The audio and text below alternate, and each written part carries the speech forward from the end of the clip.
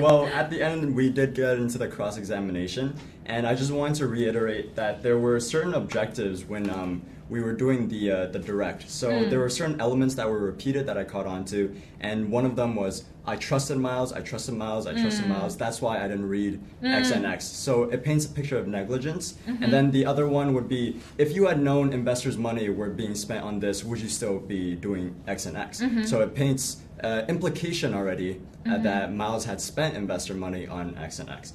And there was a lot of emotional appeal to the jurors as well, because she ended up bursting into tears at certain times, In cross or in direct? No, during direct. Wow. During direct. So she did cry a couple of times, as well as the fact that she brought up a lot of elements such as she had to think about her daughter. She was thinking about like self-harm when everything felt so desperate. So a lot of emotional elements. But today I give you 3 points that I think it does not reconcile. And I am yet to look forward to our cross-examination to bring more possible issues that needs to be addressed that could put a doubt beyond reasonable in the jury's mind. So today I'm going to give you 3. So this lady, why I say she is a star witness, because she was entrusted not only by Miles School, but by millions of followers. She was, the director, was basically appointed as a director of Rule of Law Foundation.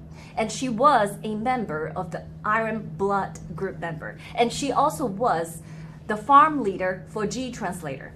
So she was entrusted with a lot of responsibility of taking down the CCP. But through this direct questioning, a very prominent information came out is all those investment she has personally helped facilitating and coordinating for her farm and for helping other farms.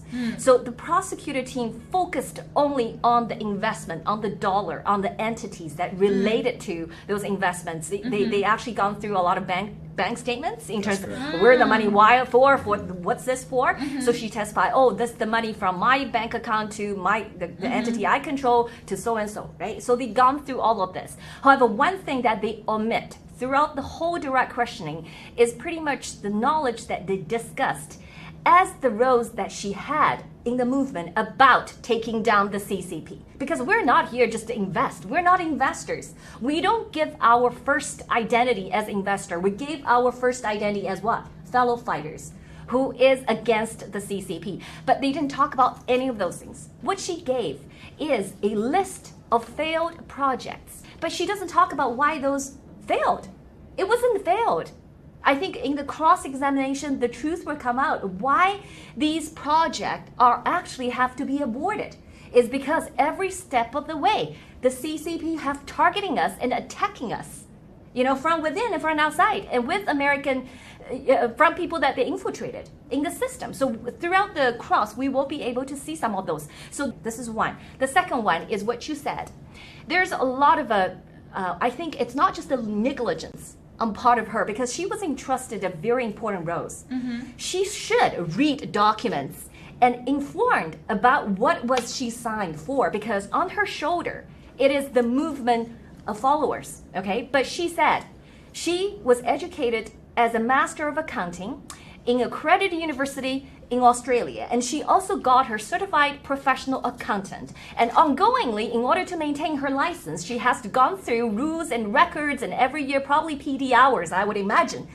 And she probably advised clients, whether entity or individual doing complex tax reports, she would have to go through all those documents. And plus, she said, she is so important to this movement because the G-Translator, she supervised hundreds of people doing translating. Why ask she thinks she was important? Because she said, Miles Guo told me we're important because we're translating legal documents.